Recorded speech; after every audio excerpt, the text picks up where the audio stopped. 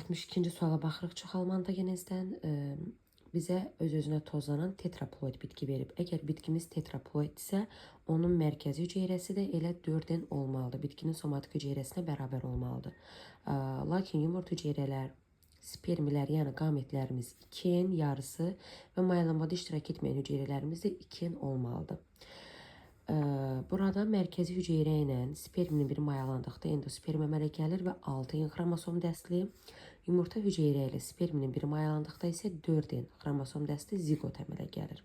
Bunların cəmi 10N edir mayalanmadan əmələ gələnlərin.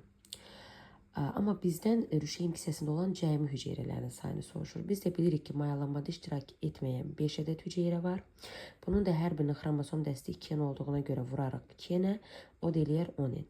Və cəmi bizim rüşeym hissəsində 10N mayalanmadan əmələ gələnlər, 10N isə mayalanmada iştirak etməyənlər. Cəmi 20N hüceyrəmiz olar.